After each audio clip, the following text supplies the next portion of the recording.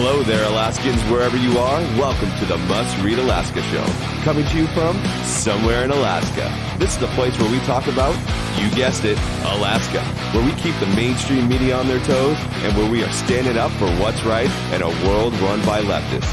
You can find out more by heading over to mustreadalaska.com and also checking out the Must Read Alaska YouTube channel for some really great content. But first, let's get this party started.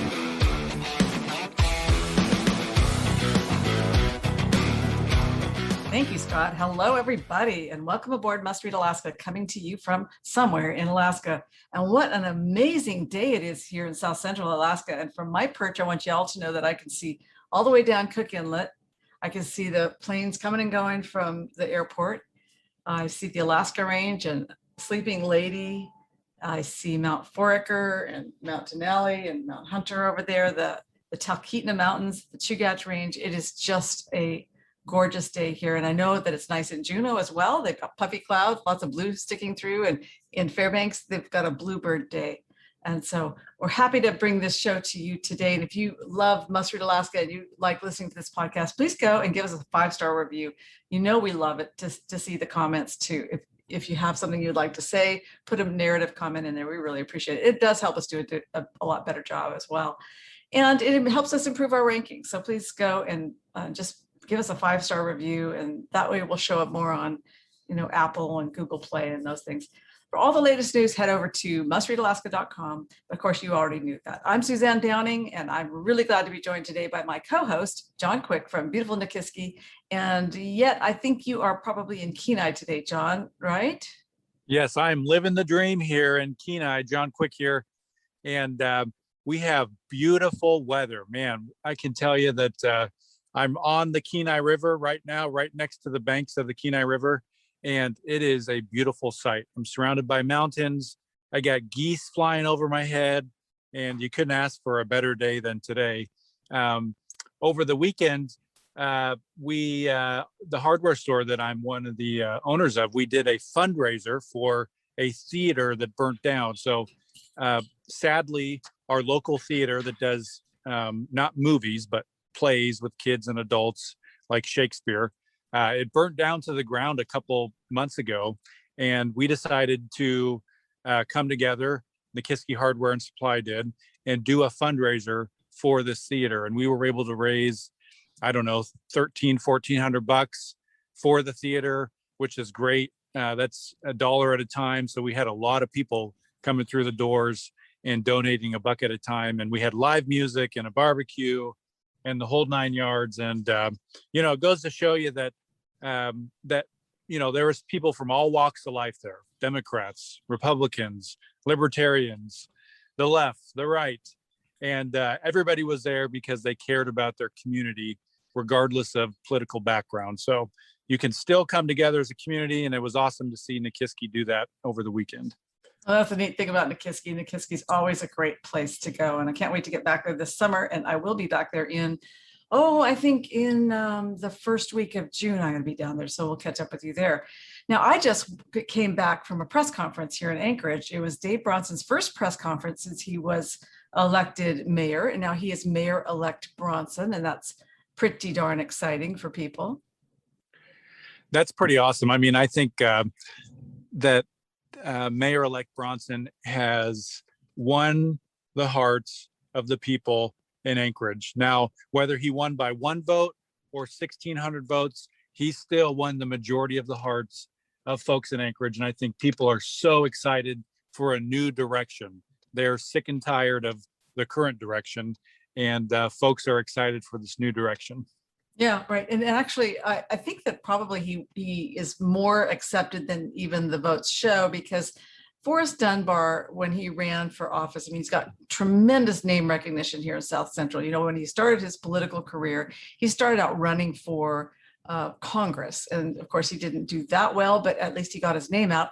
And then he took off a couple of years and he did some things. And then he ran for Assembly. And because he ran for Assembly with some good name ID, and with the same logo he used before, and he won the first time. He's got tremendous Democrat support. The Democratic Party not only endorsed him, they gave him a lot of money, and all the union members, and all the unions, not the members, but the union leadership gave him tons of money, lots of money from San Francisco and Rhode Island and Washington, D.C. and Virginia, where all the lawyers are. He had a lot of money like that to get his message out, whereas Dave Bronson was completely an unknown name. And for Bronson to win against Dunbar is a stunning defeat for Dunbar. But today, when they were having their press conference, I'll just say that they announced their transition team, which is pretty interesting stuff. And I wanted to tell you who they are, because I don't know if you've had a chance to read the story yet, John. I just posted it at mustreadalaska.com. But they've got two leads on the transition team. One is Larry Baker, who's a friend of mine and a former neighbor of mine here in Anchorage. And he's also a former assemblyman, and he's a former legislator. He was the chief of staff to Mayor Sullivan. He used to own a bunch of Burger Kings around here. He's a realtor, and he is a very active member of the community, and he's been very involved for years. He's never let up. He's always been involved. And Craig Campbell is the other co-chair. He's a former assemblyman as well, but he was also former lieutenant governor. He was the head of the Alaska Aerospace Corporation. He was the adjutant general for the Alaska National Guard. He was the commissioner of Military and Veterans Affairs. And believe it or not, once upon a time, I think he was the executive director of the Anchorage Office of Planning and Development. And so both of them have amazing resumes. Then they're both retired. They have time to do this.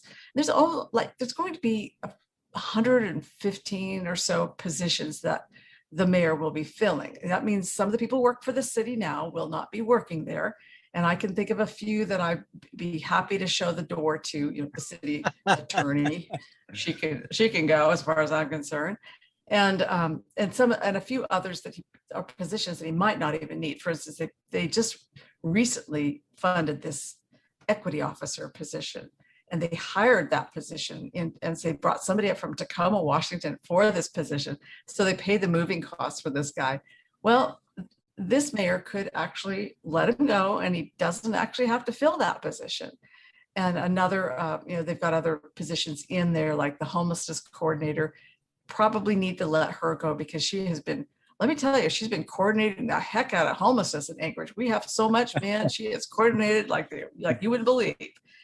And so they really do need to clean house there. It's been Berkowitz town for 6 years. And in those 6 years, this city has just tanked. So he's got his work cut out for him, but he was there with his two co-chairs. And I know you know Larry Baker. I don't know how well you know Craig Campbell, John.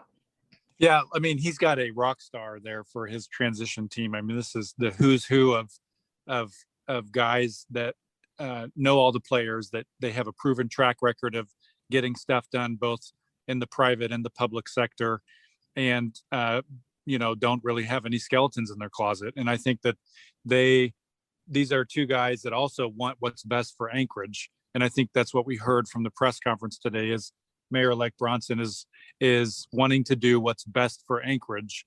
And we know that what's best for Anchorage is not the same course that it's been on. And so I'm excited to see him clean house. That may sound a little negative, but I think that the people in Anchorage know that this has been mismanaged. It's a joke. It's been managed as if there's just barrels of money hidden somewhere in some closet, that people are figuring out how to fund things that aren't in the actual title for the city to, be on the hook for funding. And they've come up with this program and that program and 7 other different programs, and hired, different kinds of directors for these kinds of programs. And the city, the average taxpayer that's seen their property bill shot up, 200%, it doesn't really want to see it managed the way it's been managed. And so I think Mayor-elect Bronson's going to be able to go in there and hire the people that he wants to hire. And you heard him today, he's going to do a hiring freeze. And what that means to folks who are hearing, wait a second, he's hiring people, but he has a hiring freeze. You're going to see every time there's a position that goes, somebody retires or somebody moves or whatever, that position becomes open. And what he's saying is, as those positions become open, he will do a hiring freeze. And this could be literally millions of dollars. Mayor Pierce here at the borough did it for a year and a half. He had a hiring freeze, and it saved our little teeny Kenai Peninsula borough. It saved us upwards of $2 million for the year. And so take that times 10 for the city of Anchorage, and just doing a hiring freeze can literally save millions of dollars a year. Right. And so he'll have to do it judiciously. He did mention that he looks like he's going to look for a new police chief. The police chief that they installed in April has only been in there for 1 month, almost a month exactly, less than 30 days. And that was after Chief Justin Dahl announced his retirement and retired after he had been out sort of applying for work in other places. He'd been sort of looking for a new position. I guess he didn't figure he was going to stick around for the new administration. And so Kenneth McCoy's been in there, and that he's a African-American police chief, the first in Anchorage, and that might be sensitive for Bronson because you don't want to come in and fire your African-American police chief. But quite honestly, I don't care what color the police chief is. We just want good, competent help here in Anchorage to keep things safe and keep things going in the right direction. And I will tell you this much, I was not impressed with McCoy, because he went and he was trying to be too cute, but he went and he campaigned for Forrest Dunbar. So they had this big event over in East Anchorage. It was called the BIPOC Get Out the Vote. So it was a Black, Indigenous people of color is what BIPOC is. And they had a big Get Out the Vote event. But all the people that were there were already on board with Dave Bronson, with Forrest Dunbar. It was a Forrest Dunbar campaign event. It was so clear. The NAACP was there. They've already come out in favor of Dunbar. And so who shows up but the police chief in uniform for this so-called neutral event? It wasn't neutral. They're just playing games. And so I just feel like his political instincts were pretty much tone deaf. I wouldn't have done that if I were him. I consider that a kind of a mark against him, but we'll see. He can always apply for the job and maybe he'll get chosen. We'll see. But I don't know if you noticed over the weekend, it was Friday night. It was the classic Friday night news dump. So here you have Forrest Dunbar. We all know that he's lost. And so he finally gets around to conceding after the sort of like 10 o'clock news on Friday night. He writes this big, long diatribe on Facebook about how he lost and how Dave Bronson is a liar and he can't do what he wants to do and he's going to fail. And it was just the most pitiful thing you've ever seen. This is a guy who thought he was good enough to be in Congress, and he does not know how to concede. He hasn't figured that out. Yeah, it was basically a poster child of being a whiny millennial. And he spelled that out in 17 paragraphs and giving every excuse under the book of being a sore loser. And it, for a guy that said he wanted to bring the city together, quote unquote, that's about the most detrimental thing you could do, is to basically then go tell all the people that voted for you, hey, this guy that won, I know he kind of won, and he's a liar and he's probably not going to be able to accomplish anything he wants to accomplish. And it's just creating more divide. And Bronson is going to come against the most amount of people that are going to be trying to come against him in the first 6 months. It's going to be ludicrous. I mean, we're going to see, when he hires these 100 positions or so that he's allowed to fill, the paper's going to cry foul. Oh my gosh, Bronson came in and fired the directors and he fired the assistant directors, and oh my gosh, I can't believe he's doing this. He must not have a heart. Well, this is what every single mayor does when they come in. And right. Dunbar should know that when you lose, and you still should be a contributing member to the community, and creating more divide only creates more divide. It's spelled out for the folks that voted for Bronson why they voted for Bronson, because they don't want a whiny millennial in office as their mayor. He really slapped at Bronson. He said, will he appoint ideologically extreme political allies in the place of, the professional nonpartisan heads of departments? That is just a bunch of baloney, I gotta say. This guy was so partisan in his campaign. He had the Democratic Party giving him money, and Bronson never got any money from the Alaska Republican Party. So it was just for him to say that Bronson is a partisan is just a joke. And he said, will he pursue the approach he espoused on the campaign trail, which we know to be unconstitutional, about housing the homeless? Well, no, we don't know that to be unconstitutional. And quite honestly, Dunbar hasn't seen his plan yet, so we don't know.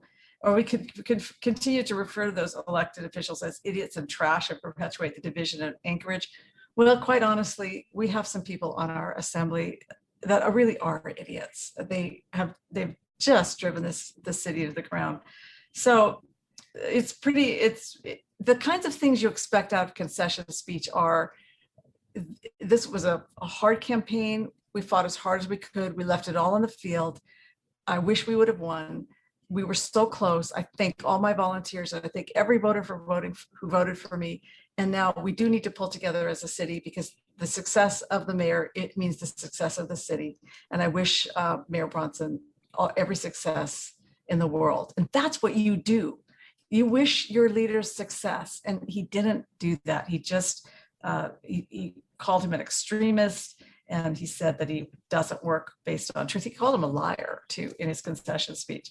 So it was pretty bratty. And then he went on to post on Facebook a picture of himself standing with all of the signs that he had in his yard that had been defaced. And there were a number of them, and I'm not happy about that. I feel like that does not represent the opposition well. And whoever did that, that's called vandalism and should be prosecuted. And I'm sorry that that person wasn't caught. But he ended up blaming Bronson for that as well, which I think is very unfair, since obviously Bronson's signs were defaced as well. There was that one sign that he had it said Bronson, a new direction, and somebody printed up on a piece of sort of a sticker that went on it that just said a nude erection. So it went from a new direction to a nude erection. And it was funny, and the Bronson campaign had to go out and sort of fix that, because that was odd.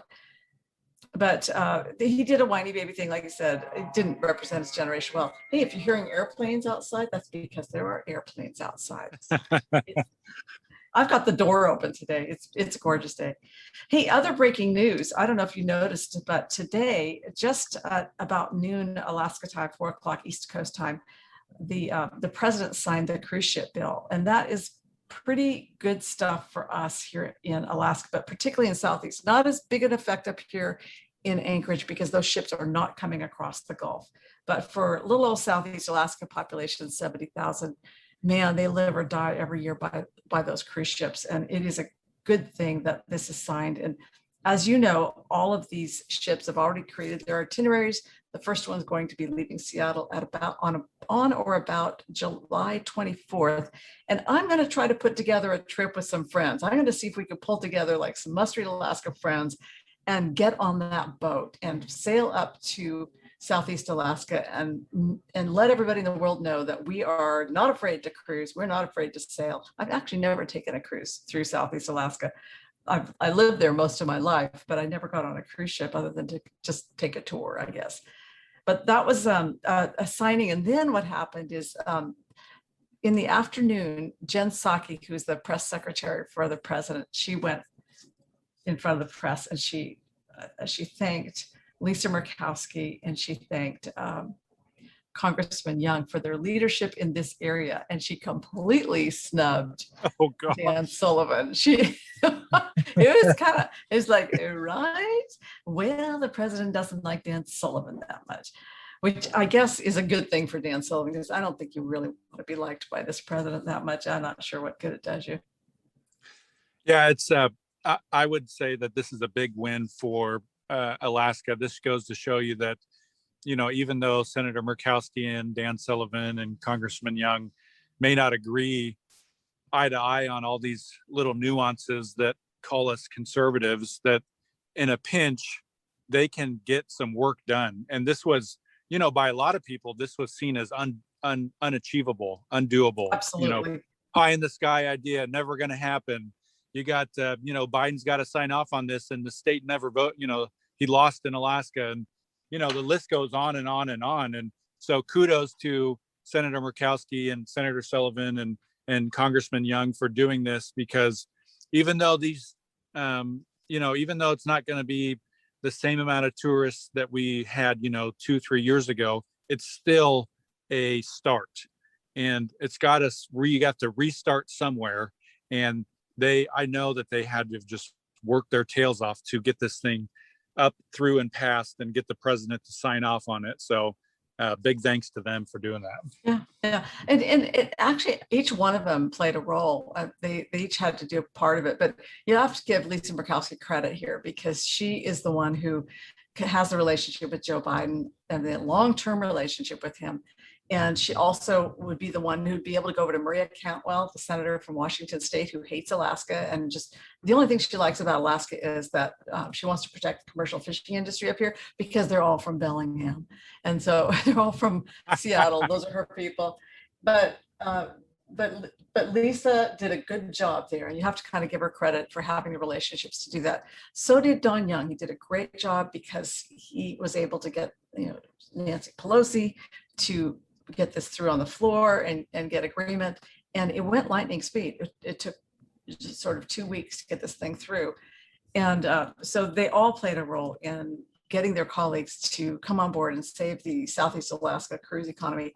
Now, that said, it is not going to be that easy, because I talked to a lot of business owners in Southeast Alaska this last week, and they are absolutely wringing their hands, because they don't know if they can afford to open their shop. Some of them don't have inventory. They cannot get it in time. And for them, like, let's say a shop owner, it could be as much of an 8-week season, but the last 2 weeks of September are pretty sketchy. You just don't get much traffic. It's really starting to die down. The restaurant owners can't find help to work in their restaurants. They are just dying. They're working so hard. And some of the big restaurants in Juneau, like the Twisted Fish, which is a big tourist attraction in the summer, they're not going to open, because A, they can't find people to work, and B, what if they invest in all this inventory, all the things to stock their refrigerators with and their freezers, and then what if something happens and everything gets shut down again? Because business community cannot take uncertainty. They have to have some degree of certainty. So then I talked to a guy who owns a flight seeing company down there and a lodge, and they're not even going to start at all, even though they would have 6 weeks or 8 weeks. And the reason is because September is pretty weather dependent. A lot of times they don't fly anyway. About 50% of their flights get canceled because of weather in September. They fly in and out to a lodge. And so they can't afford to just open for 4 weeks in August, because they have to buy insurance for the whole year. So they got to buy insurance for 12 months in order to fly for 1 month. It's just not worth it. And they can't find pilots right now. We're going to just plug in for 1 month. And the same with the whale watch tours, John. I talked to one owner, and he sold one of his boats already, and he might put one in the water, but again, it's only for 4 weeks for that, because in September, people just don't want to go out. It gets a little rough, and it gets a little rainy and just a little bit colder. So those kinds of experiences are not that helpful. Now, the tram in Juneau, that might go all the way through the end of September. People like going to the top of the mountain. And the museum, that is an attraction. The restaurants, there's a little Taste of Juneau tour that would do well, but sort of depends on what you're into down there, whether or not you can actually even open up this year. A lot of them simply can't do it. It's kind of sad. I talked to them, and they're very anxious, got to tell you. Yeah. It's kind of a catch-22, because you really want the cruise ships to be there, but it's June, it's almost June, and they don't have the ability to restock. And so, but I think that also creates opportunities for other folks. I think that, if you're a small business owner and you can't stock your shelves up full of your Alaska themed gifts, maybe you roll the dice and you create a walkabout tour, or I just went on Amazon and I looked up on Amazon Alaska themed gifts. There's 57 pages of stuff on Amazon. You could literally buy stuff on Amazon and just mark it up. These people that are coming off cruise ships will pretty much buy anything.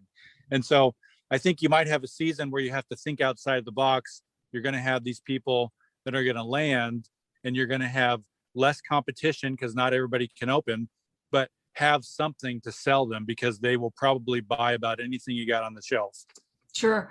And those who do open up will have less competition if they can take the risk.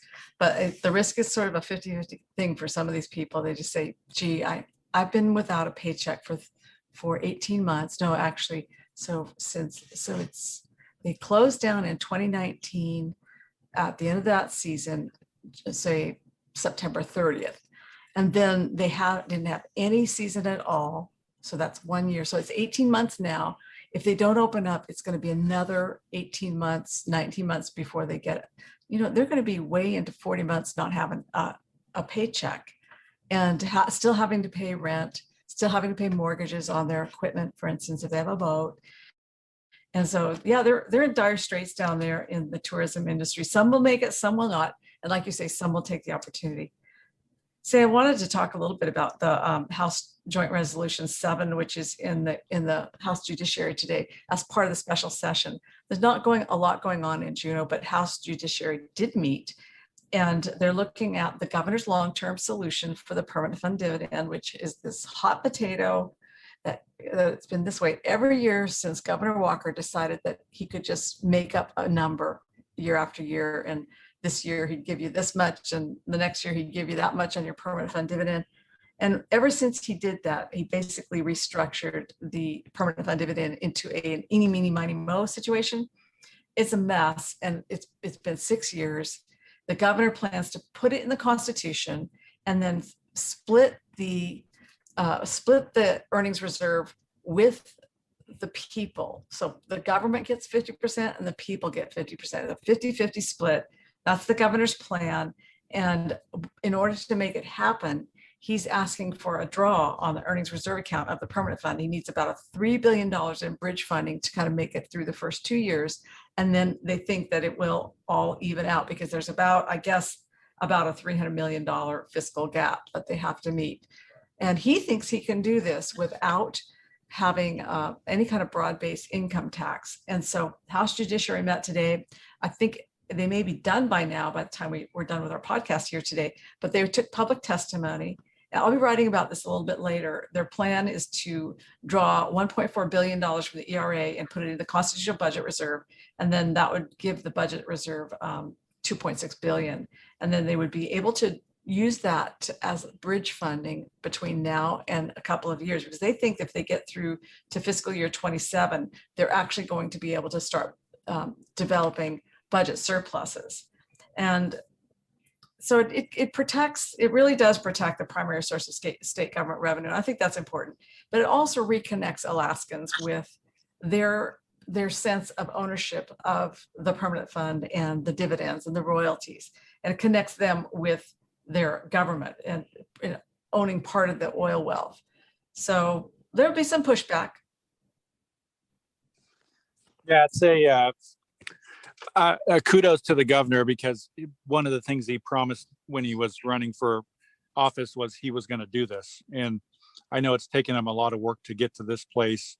And this is something that nobody's ever going to be happy with, because the people that want the full fund in their pocketbooks, in their checkbooks every year on both sides of the aisle. You got people that want to spend it as a government agency. Then you have the average Joe out here that wants it in their kids' savings accounts, and they both want the full fund. And I think that Walker opened up a can of worms to make it to where it needs to be in the Constitution. And the governor is coming up with a solution that can keep people's hands out of the cookie jar. And I hope he's able to land the plane, but it's going to be an interesting run here the next couple of weeks to see what happens. Right. And as we know, the special session only lasts 30 days and they kind of always get off to a slow start. But this is the most critical thing facing Alaska right now, is to resolve this, because when they passed SB 26 a few years ago, they did this structured draw. It's percent of market value from the permanent fund earning reserve that they brought a 5% out to pay for government. And that was a good start, but they didn't finish it. They'd never addressed how are you going to do the dividend, because that was just such a hard lift. So he is doing the hard lift here, and he's asking them to come alongside him and really give this some thought. And we have people like former Senators Kathy Giessel and John Coghill pushing against it. And then you have the editorial board over at the Anchorage Daily News, like setting their martini glass down long enough to give them a side glance and just say, Governor, you're just an idiot. And because there's some people who really just don't even want the permanent fund dividend to exist anymore. And so I got to give him credit for it. Hey, everybody, before we go, if you're still listening to this podcast, please go over to the Must Read Alaska newsletter and check that out. That's in your inbox 3 times a week. We're no longer doing the daily report from Juneau because they're in special session and they've only got one thing to do. So we roll that into the Monday, Wednesday, Friday newsletter. And you can find the newsletter by going to mustreadalaska.com and signing up there on the right-hand side. And be sure to tune in midweek for the podcast. It's up by Thursday morning. And Scott Lebeck, you're doing a fantastic job on it. In fact, I think we're gonna probably get Dave Bronson on pretty soon here with you. And that will be very good. I hope you get him on this week. And you can also check with us on Facebook. And we did some live streaming today of the Bronson press conference, and that was good. It only is about 10-minute broadcast, but I think you get a kind of a sense of who he is. And he showed up in a suit, and his transition team was in a suit, and these guys are ready to go to work here. If you're a supporter of Must Read Alaska, thank you so much. It really does make this all possible, and we really appreciate it. So if you want to support this conservative side of the news, just hit the donate button on the right side of mustreadalaska.com. And that allows us to stay strong and independent and always kind of keeping that mainstream media on their toes. Till next week, everybody, we're signing off from somewhere in Alaska.